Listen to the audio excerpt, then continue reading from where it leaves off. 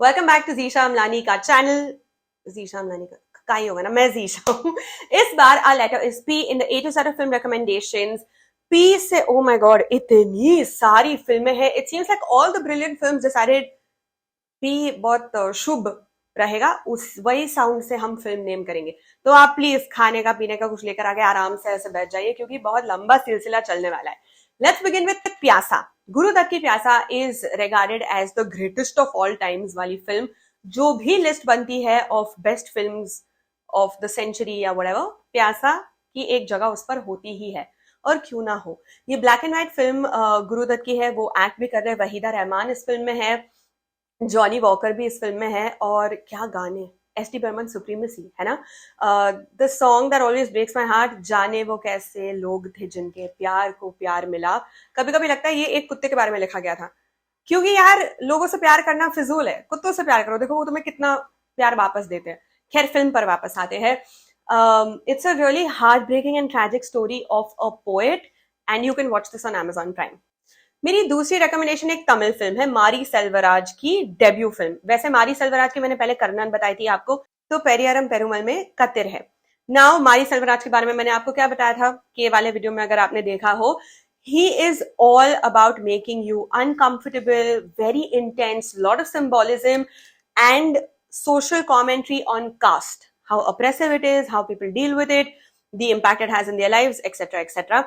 And in this case Kathir का जो character है wants to study to be a lawyer. क्यों वो लॉयर क्यों बनना चाहता है, वो अपने नाम के बाद LALLB हमेशा इतना क्यों एम्फेसाइज करता है।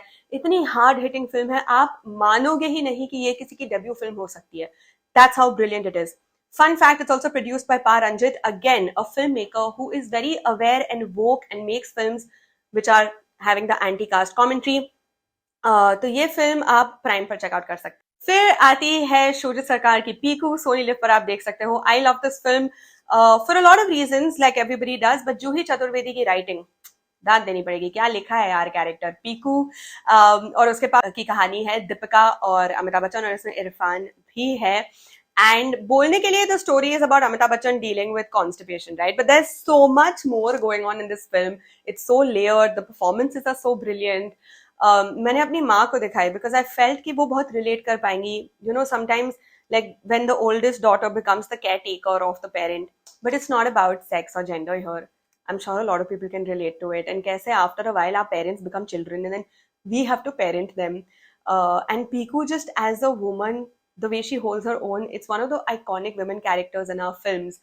तो सोनी लिव पर आप ये देख सकते हैं। फिर आती है Korean film parasite. Bong Joon हो की ये film made history, broke so many records, one so many Oscars, became the first non English film to win an award for Best Picture, and also won Best International Feature Film. Also became the first South Korean film to be recognized at the Oscars at this level. And it's a masterpiece. It is a classic masterpiece. It is timeless. It is ageless. And what a film, right? From the posters to the acting to the way it's shot. Oh my God. And it's beautiful because film चलती रहती है अपनी pace पर, interval के बाद पलट, full 180 degrees palat, and there's so much symbolism in every single thing. There's so much to unpack. Back when it had released, I had done a deep dive video, यहाँ पे मैं link कर दूंगी, आप जरूर देखें, जज मत करना, बहुत पुरानी वीडियो है, बट सारी डिटेल्स यहाँ पर है, और सोनी लिव पर आप फिल्म देख सकते हो। And I feel like it's a film you can always keep going back to. For me personally जब भी बारिश होती है मैं हमेशा इंस्टेंटली पैरासाइट के बारे में सोचती हूँ। अगर आपने फिल्म देखी है आप समझ पाओगे कि मैंने ऐसे क्यों बोला है। The next film on my recommendation is पहेली, डायरेक्टेड बाय अमोल पालेकर। गोलमाल यादव जो मैंने रेकमेंड की थी, he is a fantastic actor, पर उन्होंने ये फिल्म डायरेक्ट की है which has Rani Mukherjee and Shahrukh Khan. What I love about this film are the Rajasthani folk elements that come into play, and Ratna Pathak Shah, Nasiruddin Shah are the narrators who are puppets. कठपुतली जो होती है, जो ऐसे उनको manipulate manoeuvre manage किया जाता है, तो वो इस फिल्म की कहानी है। बहुत ही रोमांचक, SR के in a sort of double role आप कह ही सकते हो, हाँ डबल रोल। और ये फिल्म आपको नेटफ्लिक्स पर मिल जाए। इस फिल्म में एक छोटा सा रोल जूही चावला का भी है। और एक फिल्म मेरी रिकमेंडेशन है जिसमें शाहरुख और जूही चावला है, इज अजीज मिर्जा फिर Bhi Dil Hai Hindustani. Ajay and Riya which is Shahrukh and Juhi play journalists, और मुझे नहीं लगता ये आज के वक्त में ऐसी फिल्म बन पाती। मतलब there is just so much irony and sarcasm in this film.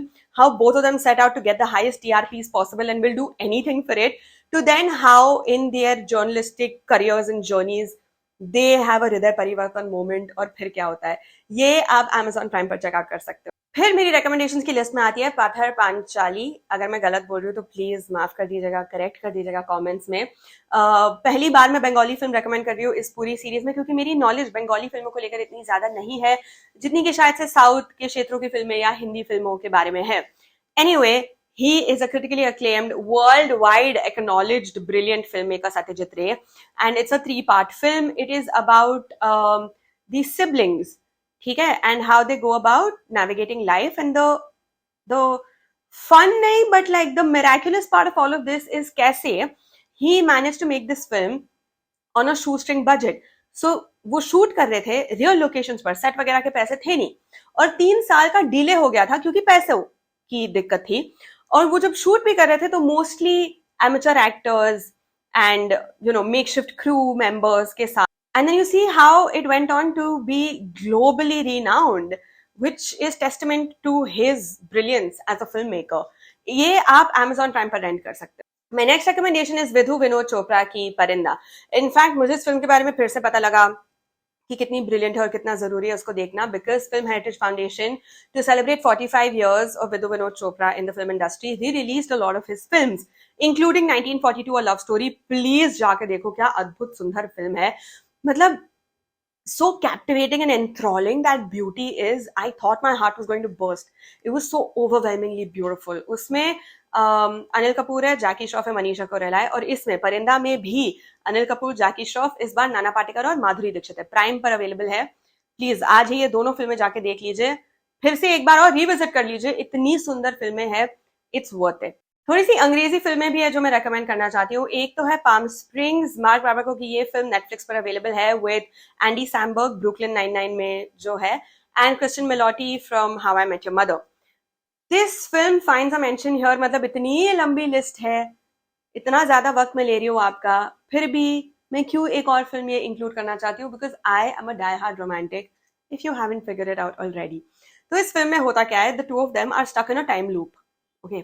And why do I love this film so much, क्योंकि ऑफ कोर्स दोनों एक्टर्स तो बहुत सही है, but life then seems futile, है ना, क्योंकि टाइम लूप है, आप वहीं पे फंसे हुए हो, आप निकल नहीं पा रहे, आप एस्केप नहीं कर पा रहे। फिर when one of them has the option to escape, do they choose to escape or not? Even in a situation which seems so futile, they want to continue staying there because it means that they can stay there with the person they love. And I think that's beautiful. I know you're probably thinking, Zisha, so ridiculous. आप film देखो ना, फिर मुझे बताना if you still don't feel the way that I do. Okay, I'm right here. Come and find me in the comments and we'll discuss this. Okay. Another film I want you to watch is Promising Young Woman. You can rent this on Amazon Prime. And it's almost twisted, dark, disturbing that I related to this film so much. And if I could force you to sit down and watch a film, it would be Promising Young Woman.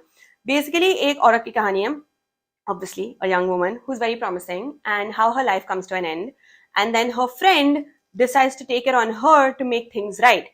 And honestly, it was so satisfying to watch. So relatable. Wish I could do that sometimes.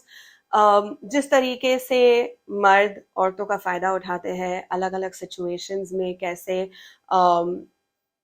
बिना उनकी knowledge के वो उसका फायदा उठाते हैं, कैसे women are not believed even when they report stuff, how woman is always written off as emotional, dramatic, problematic, she asked for it, ऐसी सारी stupid चीजें हमें सुनने को मिलती है।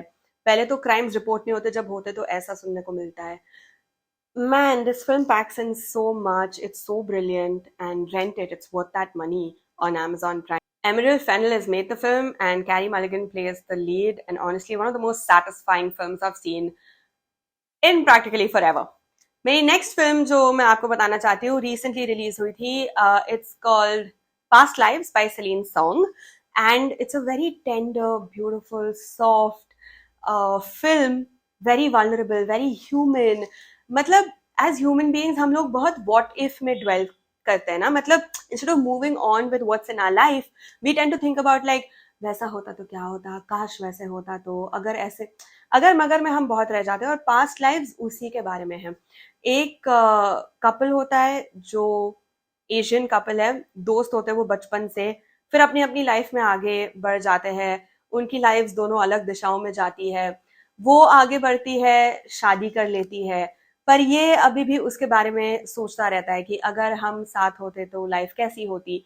और ये खुश है अपनी लाइफ में अपने हस्बैंड के साथ, बट फिर भी कहीं पे दिमाग में वो, दिमाग शैतान है यार, कहीं पे वो ख्याल आता होता है ना कि अगर मैंने इससे नहीं शादी की होती और अगर हम दोनों साथ रहते तो हमारी लाइफ कैसी होती। It's not at all problematic though. It's like I said, very, very tender and beautiful and tugs at your heartstrings. Um, and just all three of them are such coming from a place of love.